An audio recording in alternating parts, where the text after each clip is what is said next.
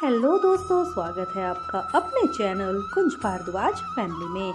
आज हम बात करने वाले हैं संकट चौथ व्रत के शुभ मुहूर्त, महत्व, विधि और इसकी कथा के बारे में। तो हिंदू पंचांग के अनुसार ये माघ माह को कृष्ण पक्ष की चतुर्थी को मनाया जाता है। ये तिथि 10 जनवरी 2023 को 12:08 से शुरू हो रही है, जो कि अगले दिन 11 जनवरी को 2:32 पर खत्म हो जाएगी। इसका व्रत 10 जनवरी को यानी मंगलवार को ही रखा जाएगा। अब जानते हैं इसकी पूजा विधि के बारे में। तो इस दिन हमें जल्दी उठकर स्नान कर लेना चाहिए।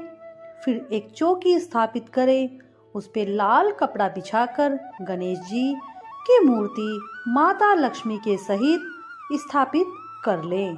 इसके बाद इनको कुमकुम रोली का तिलक लगाएं। इसके बाद गणेश जी को दुर्वा, दूब, माता लक्ष्मी इन दोनों को पुष्प अर्पित करें। इसके बाद दोनों को तिलकुट का भोग लगाएं और गणपति के 108 नाम ओम गण गणपते मंत्र का जाप करें। उसके बाद कथा वह आरती करें और चंद्रमा को अर्घ देकर व्रत का पारण करें। आप सुनते हैं संकट चौथ की व्रत कथा। तो बोलिए गणेश भगवान की जय। किसी नगर में एक साहूकार और साहूकारनी रहते थे। वे धर्म वह पुण्य को नहीं मानते थे। उनके कोई बच्चा नहीं था। एक दिन साहूकारनी अपने पड़ोस के यहाँ गई। पड़ोसन के घर उसने जाकर देखा तो वह संकट चौथ की कथा कर रही थी। साहूकारनी ने पड़ोसन से पूछा, तुम क्या कर रही हो? तब पड़ोसन बोली, मैं तो संकट चौथ की कथा कर रही हूँ। साहूकारनी ने पूछा, इससे क्या होता है? पड़ोसन बोली, इससे अन्न धन के भंडार भरते हैं।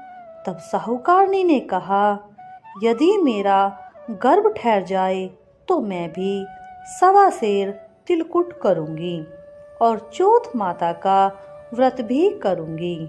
श्री गणेश जी की कृपा से उसका गर्भ ठहर गया। अब उसने कहा, यदि मुझे बालक हुआ तो मैं 2.5 सेर के तिलकुट करूंगी। कुछ दिन बाद उसके यहाँ लड़का भी हो गया। फिर वह बोली, भगवान, यदि मेरे बेटे का विवाह हो गया तो मैं 5.25 सेर के तिलकुट करूंगी।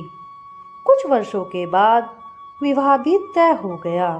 उसका बेटा विवाह करने गया, लेकिन साहूकारनी तिलकुट करना भूल गई, जिससे गणेश भगवान गुस्सा हो गए। उन्होंने उसके बेटे को फेरों से उठाकर पीपल के पेड़ पर बैठा दिया। तभी सब दूल्हे को खोजने लगे, पर किसी को दूल्हा नहीं मिला। जब किसी को दूल्हा नहीं मिला तो सभी लोग अपने अपने घर वापस लौट आए। इधर लड़की अपनी सहेलियों के साथ जंगल से गणगौर पूजा करने के लिए दूर्बा लेने गई थी। तभी उसने एक पीपल के पेड़ से एक आवाज़ सुनी। वहाँ से आवाज़ आई, ओ मेरी अर्धब्याही। ये सुनकर लड़की घर तो आ गई, पर वह सूखने लगी। उसकी माँ ने कहा, बेटा तुम्हें क्या होता जा रहा है? तुम इतनी क्यों सूखती जा रही हो? तब लड़की ने अपनी माँ को सब बता दिया। माँ, पीपल से मुझे आवाज़ आती है, एक लड़का है जिसने सहरा बांध रखा है और मेहंदी भी लगा रखी है।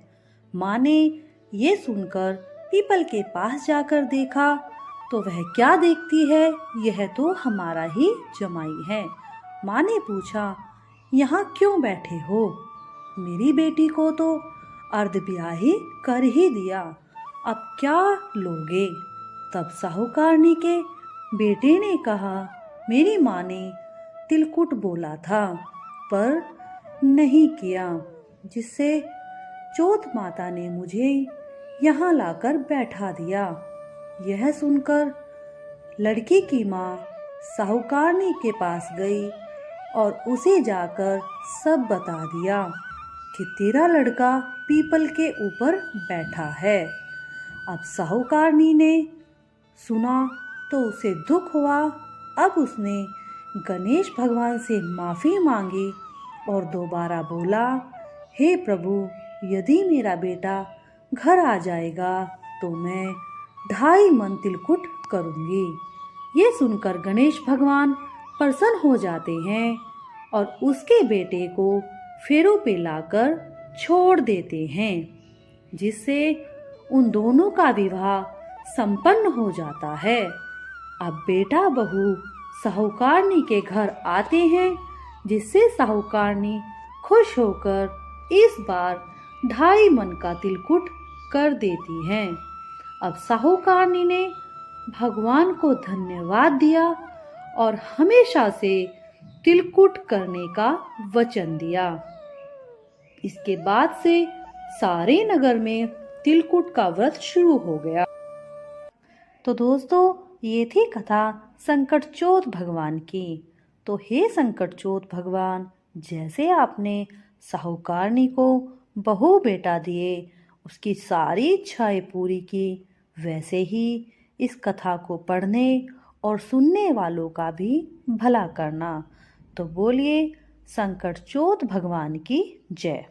तो दोस्तों, ये थी कहानी संकट चौथ की। अगर आपको ये कहानी थोड़ी भी अच्छी लगी हो तो प्लीज़ लाइक, शेयर और सब्सक्राइब कीजिए और जुड़े रहिए हमारे चैनल कुंज भारद्वाज फैमिली के साथ।